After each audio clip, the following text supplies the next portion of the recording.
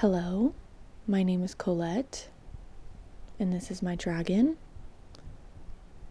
Welcome to my lair. I just spoke for almost 10 minutes straight, and realized that my audio recorder was not recording, and now my camera battery's low. But we persevere, we persist, we move forward.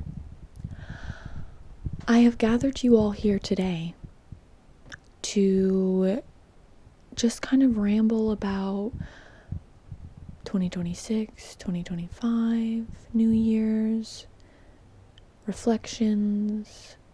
It's January, and I'm still feeling I don't want to say New Year buzz, New Year reflections, because that's what I'd be doing at the end of a year when the New Year's about to hit. I'd be reflecting, I'd be journaling, I'd be thinking back. Hindsight's 2020. And why would I put that 2020 vision to waste? You know what I'm saying? So I just wanted to talk about that a little bit. Let's see if I can get back into the flow state that I so wonderfully got to right before I realized that I wasn't recording. And let's just verify once again. She's recording. Okay. Now, January has been pretty good to me so far. I don't like to set my expectations high. I try to stay neutral about stuff. January's been it's been pretty fucking good. It's been pretty good, and I'm grateful. And I've been about a week ahead for all of January. Last Sunday, I think it was the 11th, I texted my friend and I was like, oh my god, how are you feeling about your school starting back up soon? It's so close, it's this week. And he was like, yo, I'm feeling good about it, but I have a week of break left. And I was like, what do you mean? Your classes start on Tuesday? And he's like, yeah, they start on the 20th. And I was like, well, yeah, it's the 18th today. You start on Tuesday. And he was like, it's the 11th, my guy. Hate to break it to you, but it's the 11th. And I spent the whole day thinking it was the 18th, and that January was almost over, a week early. And that's okay. I'd rather be a week ahead than a week behind, for sure. I am not one to do New Year's resolutions. I actually really hate New Year's resolutions. I do not like them. I think they are bad for your brain. I think they set you up for a sense of failure, if not literal failure. Not a fan. Haven't been doing them since I was 15, maybe 14. Because I think the idea or the decision to resolve to do something and sustain that thing throughout an entire calendar year is just foolish. I'm sorry. I just think it's foolish because it negates the inevitability of change and the inevitable chaos of how unpredictable life is and how needs both physical, mental, emotional, financial change. And I think setting a good intention is great, I think most New Year's resolutions are good resolutions, but I don't know, it doesn't work for my brain, and I have yet to find someone who has had any success or a good loving relationship with New Year's resolutions. And the whole ins and outs thing I think is fine, but it's not how I frame things in my mind when going into a new year. But I do really like to set intentions and maybe have one or two values that I want to focus on or move closer to throughout the year. More mind, body, soul oriented, because I don't even really like to set goals, because if I have an intention that will help me settle into my emotions and my mind a little bit more, then that's going to help me achieve whatever it is I might want to achieve within a year. But even that, I try not to set any goals for myself because I'm tired of getting disappointed, and maybe we can talk about that on a different day. But I like to not have too many expectations. because at least in my life, there's always change. There's always a little chaos, and there's always something unpredictable that happens. So I try to play it safe while still moving forward in a direction that feels good and right. And I have a very complex relationship with New Year's, especially New Year's Eve and the holidays. And this last holiday season was probably the most joyous and surrounded holiday season that I've had in years. And I'm so grateful for that and for all the just absolutely beautiful people in my life that I have found myself surrounded by. And New Year's Eve I spent at a murder mystery party with a lot of my friends, and it was so fun. I have the host of the party kind of created the mystery and created the world and let us create our characters. It was a little more akin to like a live D&D session, much simpler, and while also being more chaotic because we're role playing and we're not at a table and we don't have die. But they made a newspaper for like the mystery in the world and the characters and had some clues in there and stuff, and I have that along with some of my hypotheses and stuff taped on my wall. It looks really cool. But that was my New Year's Eve, and I didn't even have any intentions or thoughts going into the new year because 2025 was so utterly chaotic that I just wanted to lovingly and gracefully put it behind me. I didn't have any thoughts about moving forward or 2026. I didn't have the bandwidth for it. I was like, as long as it's not, I don't need it to be anything other than not 2025. And 2025 wasn't even bad. It was just a lot. And I think it was a lot for everybody. But as the month of January has gone on, the reflection continues, the journaling has continued, the new year buzz has sustained throughout the month, for me at least, and I feel like I have settled into what I want to what intentions I want to have for this year. And I wanted to talk about it because why not? Ring in the new year, ring in the new channel, Also, I'm wearing sunglasses because apparently even eye contact with a camera is hard, and I've just come to accept that. So, 2026. What are we thinking and feeling? And by we, I mean me, going into 2026. 2025, I feel like in order to understand what intentions I would like to set or need to set, or not set, but have in front of me to look at and to lean on and to go back to and reference. Yeah, reference is the right word. It's almost like it becomes my frame of reference for the year. Am I moving in this direction? Am I leaning on this frame of mind to sort of shape some of my decisions or experiences?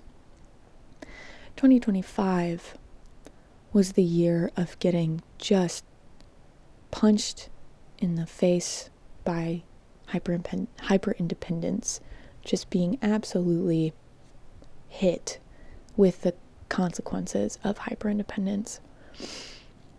At the beginning of 2025, I, for a myriad of reasons, just really leaned into me, myself, and I have my own back. Nobody else has got my back. I need to support myself, nurture myself, protect myself, provide for myself because nobody else is going to do it for me. And there is a level of that is true in the sense of, understanding my role as an adult, that I can't sit around and wait for things to plop into my lap. I've got to work for things, and I am a part of my own support system, and I don't know, like that's the complicated thing, or the hard thing about hyperindependence is, on one level it's very true and it's smart and it's healthy to have agency over your life and to be proactive over your life. And that's why I got wrapped up so heavily into it, is because I felt so smart and I felt so right and justified, when in reality I was not letting myself accept any of the support that I could have gotten, whether it be crying and needing to call a friend and talk through it. I would not allow myself to do that because that felt codependent, or I needed to be able to soothe myself every single time, and that's not healthy or realistic. It is okay to lean on the people around you to help regulate or support or give advice. I got so into my own echo chamber. It was crazy. It could be practical, of somebody offering to help me out with something. I would say no. And it also made me quite selfish and protective over my own resources, whether it be mental resources, emotional resources, or physical. I was very slow to do the things that come naturally to me, which is to help a friend out or make time for people when it was maybe a little bit inconvenient but still needed, because I was so self-protected. I don't want to give anything to this person because what if they don't give it back to me, or what if I'm wasting it, or whatever, even if this person was my friend. And it was really sad.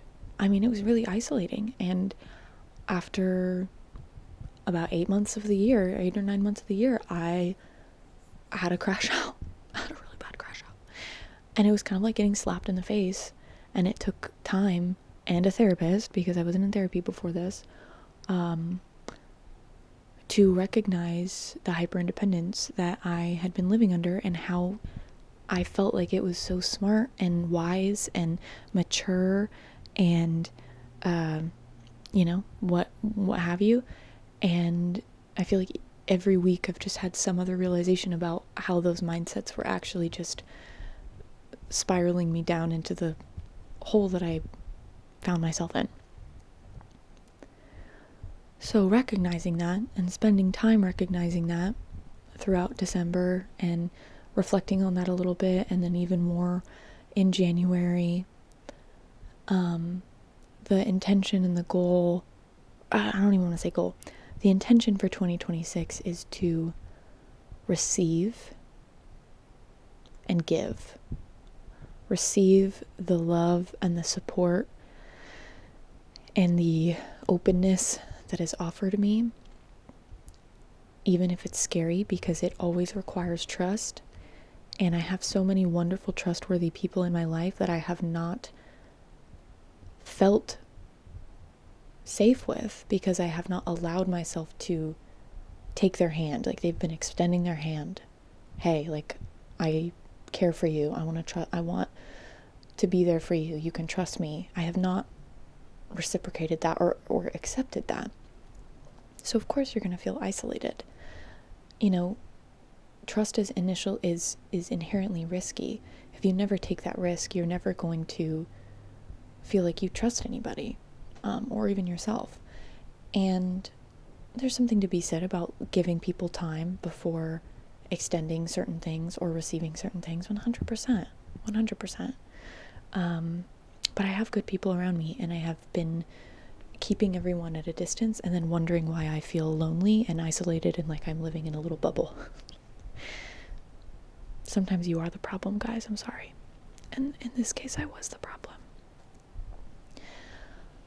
So yeah, that's one of the things that I want to move forward with is, when I need something that I can't give myself because I don't have the tools or the resources in the moment, allow myself to lean on the people who have explicitly expressed that they desire me to lean on them. They are open to me leaning on them when I need them, and not just ignoring that or choosing not to believe that, as well as being more intentional with offering my own support to other people, to the people in my life, and being very intentional with allowing myself to be generous with the things that I have to be generous with, and not being so protective.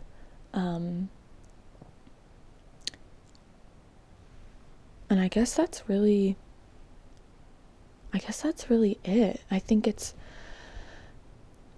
already, I think throughout the holidays, I think that was one of the things that really